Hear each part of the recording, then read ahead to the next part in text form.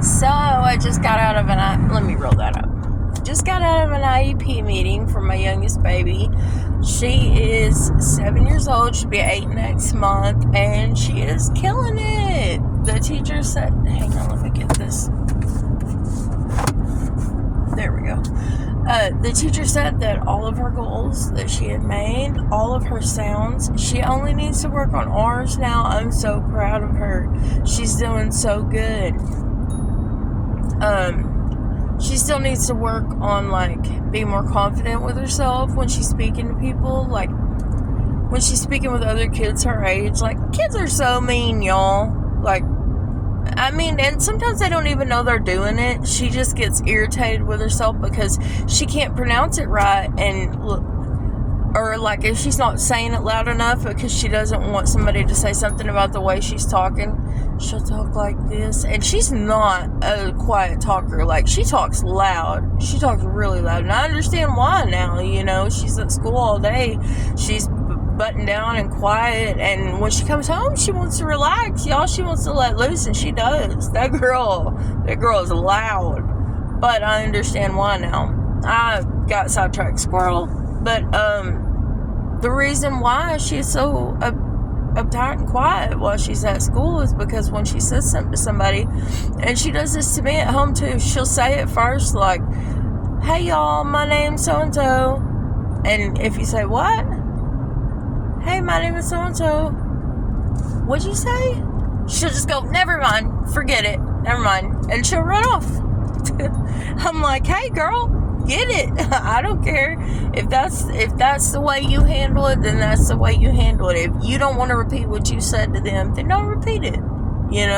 They should have been paying attention and listening the first time, But the more that they're around you, the more they'll begin to understand what you're saying. And the more that you work on your speech goals, the more that you'll be able to be understood, But you've got to practice talking. And you've got to practice talking slow. Because normally she's like me. She's like a motor around. She's running off at the head. And I'm like, girl, you got to slow down. You got to think. You got to give your brain time to catch up with your mouth, And she's so sweet, though. She's so sweet. And sometimes when she's talking, she'll be talking so fast, and I guess her saliva just backs up in her mouth, and she'll be talking like this, and then all of a sudden she'll do this. And if she doesn't do that, daggum, this sun is just out to get me today. But if she doesn't do that thing, sometimes she'll spit when she talks. And when she spits on somebody, she gets really, really up, just oh my God, embarrassed. And some people have actually said something to her about it. And that was my whole point to all of this, was kids are so mean. Kids are so mean. But if you don't know somebody's story and you don't know what their issues are, and then all of a sudden somebody's talking to you and they just spit on you, if you're a child, obviously you're going to go, hey, you spit on me. You're not going to know what to think. But when they address it to her and they say, oh, you spit on me, it instantly makes her self-conscious with whatever she's doing. But she's such a sweet baby. I love her to pieces. She's my last little baby. And her sister, she has mild autism and sensory processing disorder, and she's developmentally delayed, and all the things. She's very anxious all the time about everything, and she's wanting to do every sport that the school has, even 4-H. And I couldn't be more proud of her for being so outgoing. But these older kids, because 3rd and 4th grade are together, they're in a small school, so 3rd and 4th grade are on the same team whenever they do things. They go to recess together, they do all the things that they do together. 1st and 2nd, 3rd and 4th, they're all with each other whenever they go out. Well, usually, last year, her and her sister were together when they went to recess and stuff. And these older girls are like, oh, I'm in 4th grade now. Don't make us lose. You're going to get us out. And I said, did you tell them you're practicing? My God, this is the first year y'all have ever played, they need to bring it down a little bit. It's okay. It's okay. And it just hurts her feelings. It upsets her so bad, and she's just in an awful way because of it.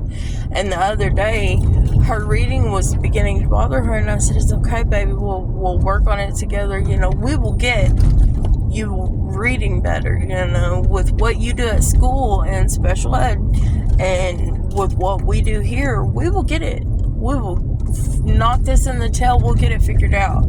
Because she was already held behind once because of COVID. You know, because of COVID, she missed critical class time, and she fell behind when she was already behind emotionally and stunted with her growth because of being born premature and all those other things. You know, it's messing with her, and she hates it. She said, everybody else has a red dot on their book. I've got a green dot. I said, well, what does that mean? She said, that means I read for pre-K. I said, well, we're going to have you read it for first grade in a couple months. And I said, by the end of the year, we'll have you reading for third grade. And she just looked so disappointed. It broke my heart that she didn't have confidence in herself, and she wasn't like, yeah, Mom, we're gonna do it, because I know she can do it. She's a very intelligent young lady, and she's very smart, and I don't know what all the issues are right now, but we're gonna do it together, and we're gonna conquer it together, and she's gonna do everything that she wants, and that little girl is gonna have the best experiences, and I'm gonna make sure of it, or I'm gonna go kick a baby. No, I'm just playing. I'm not gonna kick a baby. Nobody report me. I'm not kicking a baby, but I'll think about it. I'll definitely be thinking about it. In my mind, I'm kicking babies. I'm just saying. But in reality, I'm just like, oh, hi. Oh, yes, you're so cute. Yeah. Oh, aren't you cute? Anyway, I'm home now. So, I'm going to end this. For all my mamas out there struggling with babies that have IEPs or learning disabilities or any kind of issues going on right now, take a deep breath. It's going to be okay. It's going to be okay. You're rocking it. You're killing it. You're doing this thing, and your babies are going to do great. They're going to be just fine. And you remind them every day how beautiful and sweet and precious they are, and that none of this matters at the end of the day. At the end of the day, all that matters is that they tried their hardest. Do your best and forget the rest. That's what I always tell my babies. Both of them.